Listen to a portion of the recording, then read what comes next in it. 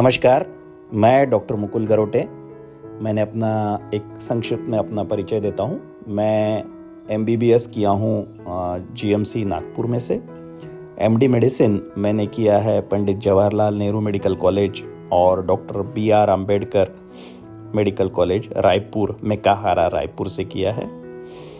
और DM यानी cancer की सुपर स्पेशलाइजेशन मैंने Gujarat cancer research institute Ahmedabad से किया है। तो आज हम एक श्रृंखला लेके आ रहे हैं जिसमें हम हर बीमारी के बारे में संक्षिप्त में बताएंगे, हर कैंसर के बारे में संक्षिप्त में बताएंगे कि इसका लक्षण क्या है, इसके क्या लक्षण होते हैं, कितने चरणों में इसका विभाजन होता है और इसका इलाज किस तरह से किया जाता है, इसका संक्षिप्त में मैं बताना चाहता हूँ।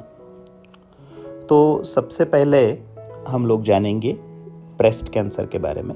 ब्रेस्ट कैंसर आजकल भारतीय महिलाओं में काफ़ी तेज़ी से फैल रहा है। तो इसके लक्षण क्या होते हैं? तो लक्षणों में सबसे पहले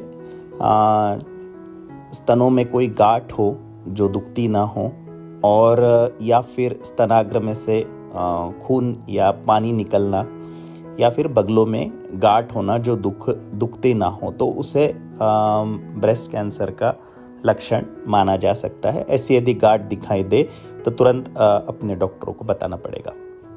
अब इसके कुछ टेस्ट्स होते हैं जिसमें सोनोग्राफी या फिर एक्सरे, जिसे हम मैमोग्राफी बोलते हैं या मैमोसोनोग्राफी बोलते हैं, इसमें से ये गांठ कितने साइज़ की है, कैसी है, कितनी फैली हुई है, इसके बारे में एक अंदाज़ा लेते हैं। और बाद में सुई की तपासनी करते हैं जिसे हम बायोप्सी कहते हैं। और इस बायोप्सी में से हमें पता चलता है कि ये बीमारी किस स्वरूप की है, ये कैंसर है कि नहीं है, इसके बारे में भी पता चलता है। और इसे चलना किस वजह से मिल रही है, जैसे उसके रिसेप्टर्स क्या है, ER, PR और HER2, ये 3 टाइप के रिसेप्टर्स होते हैं जो हमें देखना होता है कि ये पॉजिटिव है कि निगेटिव है, क्या है। और इसके अनुरूप उसका उपचार किया जाता है। उपचार में 3 प्रमुख प्रकार के उपचार होते हैं। या तो उसे सर्जरी या ऑपरेशन करके निकाल दिया जाता है। ऑपरेशन में पूरा का पूरा स्तन निकाला जाता है, या फिर स्तन को बचाया भी जा सकता है, जिसे ब्रेस्ट कंजर्वेशन सर्जरी कहते हैं। तो जिस प्रकार का टप्पा होगा उस प्रकार से उसका इलाज होता है।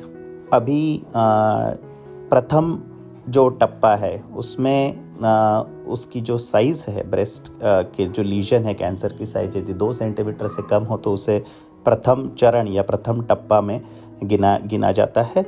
द्वितीय चरण में या द्वितीय टप्पा जो है वहाँ पे उसकी साइज़ 2 से 5 सेंटीमीटर तक के बढ़ी हुई होगी तो उसे द्वितीय चरण में या द्वितीय टप्पा में गिना जाता है। और तृतीय चरण में ये बीमारी 5 सेंटीमीटर से बड़ी होती है या पास के लसिका ग्रंथि या लिम्फ नोड जो है बगलों के वहाँ तक के फैली होती है।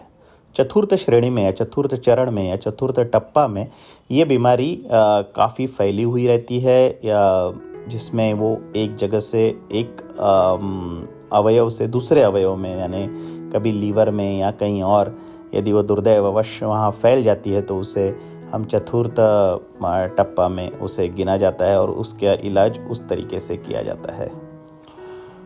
तो कुल मिला के उपचार में सर्जरी, रेडिएशन थेरापी यानी लाइट की थेरापी और कीमोथेरापी जो सलाइन के द्वारा दिया जाता है, वो जिस चरण में बीमारी हो उस चरण के हिसाब से उसे दिया जाता है और प्लान किया जाता है।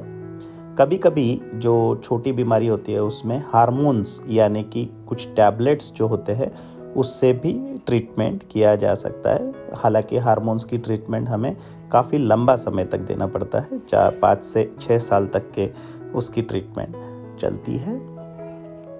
ये बीमारी काफ़ी मात्रा में अभी इसका इलाज हो सकता है। चतुर्थ श्रेणी में भी, चतुर्थ चरण में भी इसका उपचार हो सकता है और पॉसिबल है।